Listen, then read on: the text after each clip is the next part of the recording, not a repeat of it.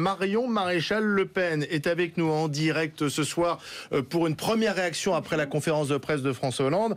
Bonsoir. Avez-vous été convaincu par ce fameux pacte de responsabilité ? Non, pas vraiment. D'ailleurs, je n'attendais pas grand-chose de cette conférence de presse. Oui, ça me fait rire parce qu'en fait, lui-même le dit d'ailleurs, ça n'est absolument pas un tournant, c'est une accélération. Ce sont ses mots. François Hollande a toujours été un fédéraliste européen convaincu. Il a toujours défendu une politique libérale, ultra-libérale, d'ailleurs depuis 18 mois. Donc c'est la confirmation, c'est l'accélération, probablement d'ailleurs sommée par les consignes européennes, d'accélérer le processus. Après, je dois dire que nous nous entendons tous sur la nécessité de baisser les charges des entreprises.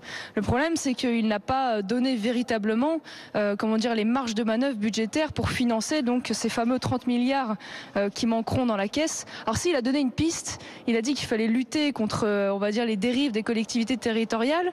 Il n'y a qu'un malheur, c'est que depuis qu'il est arrivé au pouvoir, il a créé, son gouvernement en tout cas, a créé un échelon supplémentaire avec les métropoles et a refusé de remettre en cause la clause générale de compétences.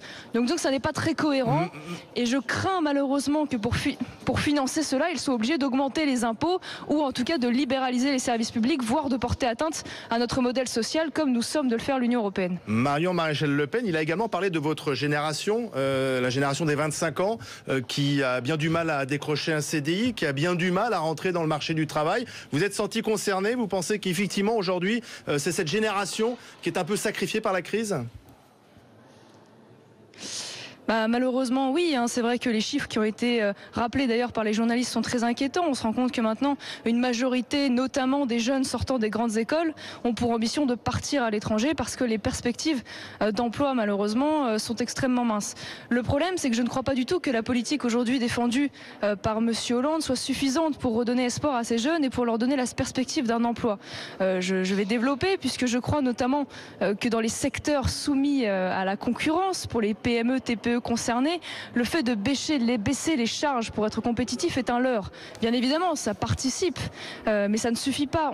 Même en baissant substantiellement les charges, même en les supprimant d'ailleurs, nous ne serons jamais compétitifs avec un certain nombre de pays intra-européens, notamment à l'Est, ou extra-européens, pour lesquels les distensions avec le droit du travail, les réglementations environnementales ou le coût du travail même sont telles, bien évidemment, que c'est insuffisant.